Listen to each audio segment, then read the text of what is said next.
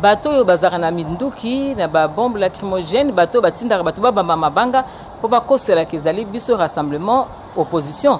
lokola bango pe baza bilanda-landa malanda ngulu totiaki le 28 bango bati le 28 yango tolobi tolingi problème te tolingi tolakisa na miso ya bato comment est-ce que tozalaka pacifique parce que exemple tolakisaki ntango président Tshisekedi wa Mulumba ayaki na ntango atenaki meeting na ye omoni ndenge ezalaki ni kase ni nini alors bamosusu baza kolinga kosinfiltre na biso bakase bango nde bamesana bauti kuna na Burundi ekoyekola bakomolata bikote ya rouge bakendaki pa baburunde wana bakendolakisa bango bakomibenga jeune tout ça mais bakekolakisa bango milice baza bamilice oyo bayawa donc baforme bango mpo baya kopanza lokola biso toza bongo te papa maboko pembe toboyi tolobi te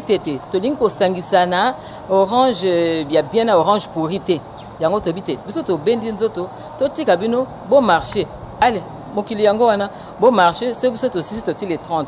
mais lokola bato wana bazanga innovation bazanga eloko bango nyonso bato oyo nyonso ya entre guillemets majorité bango balobi oyo biso pe toti les 30 namoni pe Willy Mishika abi ati les 30 mais yaye epesinga passe lelo na tonga mais pourquoi cette histoire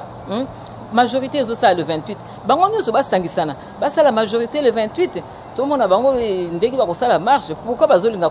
kolobo biso pe tosengaki non biso tosengaki yango le 21 le matin tant toza na séminaire na biso na Caritas alors mutu akoloba te ke puis bazaki na ba idée te balobaki basengaki c'était nous batiki la biso journée wana majorité nyonso ezwa le 28 et puis ezwa le premier ndenge na yoki mais pona biso les 30 c'est pour nous batika to la kisabango ndenge nini tokosala présenter mes contentements na biso. Mais pour la Zimbabwe, le président Sika pour Emerson à Koti, mais tout le monde n'a pas représenté. Oui, biso toza représenté papa. Rassemblement a représenté na Moïse Katumbi. Azakuna à côté, mais ngape na kamwe mingi. Omoni ezola kisaki. Omoni biso rassemblement toza représenté na Zimbabwe par Moïse Katumbi. Chapwe ye akekuna ko représenter biso rassemblement parce que ezali kambo esengote po ezali keko tala ndenge esalami transition sans Mugabe et puis passation ya pouvoir donc toke kuna ko sepela mais pesinga pasi ba o penza il fallait ba sepela mingi ezali bakende ko soutenir moninga na bango bolingo ezalaka na tango ya pasi ne tango ya bisengo na moni bango bakekuna te batindi soki nani il fallait ta ba communicateur na bango bazaka ba ministre na Facebook batinda ta bango kuna po Mugabe wana qu'on le veuille ou pas po na mboka na biso Congo po na côté ya majorité a salisi bango mingi tango élection ya mayu ya oyi mek na 2011 ba président nyonso babaki te lokalo kwa mayu ezali to kokende te Mugabe ayaki il s'est déplacé mais il fallait au moins président Kabila kende kuna ko soutenir moninga ne na tango ya pasi mais tout monde basali yango te reconnaissance eza na monde te soko reconnaître moninga ne te atango nyonso bon nde no kosala makambo malonga na mboka na biso Congo yango na ebisi ba population congolaise nyonso na balo bazana ba province partout bisika tozali que le 30 novembre tozako bima na ndenge to mesana pacifiquement libanga te ndenge baningo musu bazali munduki te kamia ya moto te de toza pe nango te donc to sala te lokola milice uti ko bongama na Burundi na Chine donc biso kaka ndenge wana idéologie oyo Tshisekedi wa Mulumba tikela biso maboko pembe sans tache ni ride ndenge to ko bima wana merci alors Castro yokali eti secrétaire général IDPS basele okanga parce qu'on est côté à nos voyage dino na rassemblement omoni acte na ndenge yango eza siko prouver sikoyo ke changement ya passeport semi biométrique na biométrique ezaki nango ka faux disons raisonnement lokuta ezaki raison à lokuta problème on ezalaki ba kongola ba opposant nyonso ba voyager ka lisusu te mais ba yebi ke biso normalement lobbying ezali awa eza à l'extérieur makambo sala makaka na Congo te bon azako ke na réunion et ba socialiste parti na ya UDPS c'est socialiste azako ke na réunion munene na bango mais na aéroport ba kamati ba botoli passeport et puis ba pekisi ya kendete mais pourquoi ezola kisake bazako kanga biso na boloko moko à ciel ouvert sans que se rendre compte mais bakeba parce que trop c'est trop ba comme ko sala pe mingi tout ça bazako luka population asilika mais tout ça mais batika passeport wana bazongi sa passeport wana oza ko loba siko dictature oyo to komi nango eleki ya Mobutu na niveau mususu donc c'est quelque chose inconcevable donc ezako kango sabiso mutaza na voyage azo kende azaki préparer comme kuna bozongi si alors que ba mususu ba communicateur na bango ba zo ba kokende ko flatter bazo voyager bazo zonga ndenge balingi na éviter le roni balingi na mboko Congo mais ça va pas trop traîner hein. Dans peu de temps ça va finir cette histoire et puis na ko pesa félicitations makasi en tout cas na honorable Lokondo parce que yé mutu azako valoriser parlement na biso ba député na biso parce que moni la plupart ba députés bazakuna na kati ya nini na basi na mibali la plupart sont des députés nommés alors ceux qui allient nommer ceux qui ba débaucher kio ceux qui ba somba kio ko somba bisika wana il faut ka munoko no ekangama okokolo bate ko zala libre boité lokola Lokondo azali en tout cas félicitations j'espère que ba député au mususu nyonso o ba somba ki bangote ba ko lande exemple wana ba banda ko ba po ete mboka na biso ekende liboso naza ko kamwa bango mingi tala naza ko yoka kuna susu bitakwira na la ndielo bina télévision et je pense que ba prière na biso nyonso simbi ko kone akufi libela siko ye mutu akufara depuis 2000 ans avant Jésus-Christ siko to kufisi libela puisque na moni akom ko tâtonner pour ceux qui ko na zaki ndalobi ma grand-mère a dit mais alobi so ma grand-mère te alobi aza ko linga koyeba et nani Lokondo azali mutu majorité ou bien opposition tala ndenge moko akomo sa vérité alobi que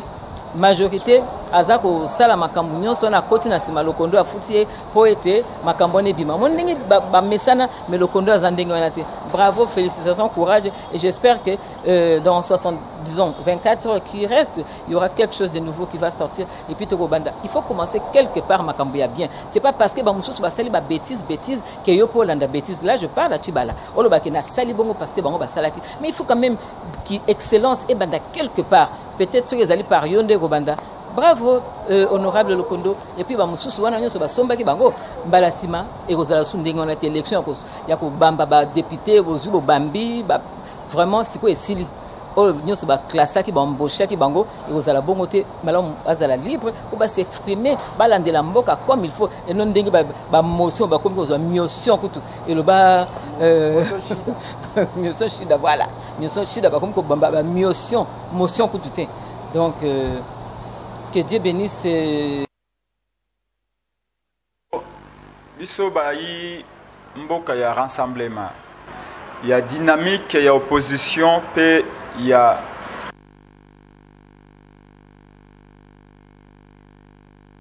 opposition ezaki les 28 beaucoup sur les 30 mais toyoki ba parti mususu na ba ndeko biso bayi mboka ya rassemblement il y a dynamique il y a opposition pe il y a ADD Congo totiaki marche na biso le 28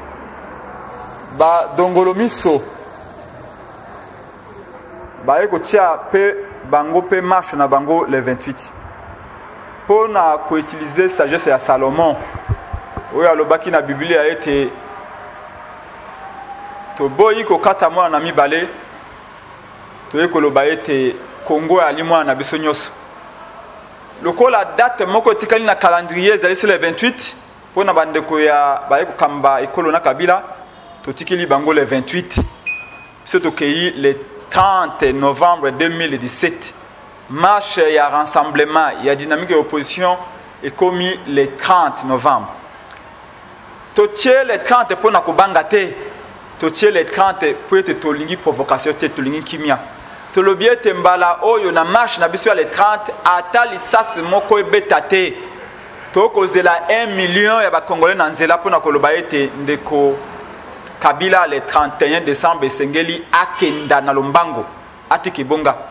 totie marche wana le 30 mpona koloba ete calendrier onanga asali ezali lokuta élection balobi na 2018 ekesalamaka te po ete ndeko Kabila alobaki ete tanke ngai nazali mokonzi na mboka oyo sika élection ekesalama te siko mais tomoni ete état moyini ya peuple état monyokoli ya peuple état mobomi ya peuple congolais apesi mbongo na ba ONG o bazali ba ONG kabiliste ba tie isusu marche na bango le 30 ezali pona koluka biso makambo ndeko mais biso toko reporter marche te olandaki ba sondage nyonso na ba radio nyonso peuple a lobby à plus de 60% ete bandeko ya rassemblement marche wana ezali marche na biso peuple bo reporter yango lisusu te donc marche ezali confirmé le 30 novembre 2017 bana Congo bobongama 1 million ya bato na nzela na bato oyo balobi bilobela lokola ba Will Mishiki oyo azali kosala comédie peut-être Willy Michik esengeli akende kosala théâtre azali moninga ya bangadia ngadiose na baesobe moto nyonso asalama mpona politiki te Willy Michik asala mpona politiki te ezali distraction ezali tout d'abord nsoni ya kotanga kombo ya moto ye wana mais tolobi na population distraction wana bolanda yango te marche ezali le 30 oyo kobanda 7h du matin na kisasa mobimba pe na Congo mobimba ba quartier na bino tu botelema mokolo wana mosala ya lité bato nzo tout okita na nzela maboko seli kolo pona koloba ete accord ya Seniko faut à respecter constitution mboka faut à respecter lokola mpasi eleki na mboka minyoko eleki na mboka bato nyonso bakonga bakolela butu moi mbula nyonso ebetaka ekatanaka mbula ebetaki elongo na ndeko Kabila le 31 décembre 2017 esengeli ekatana yango message na biso ndeko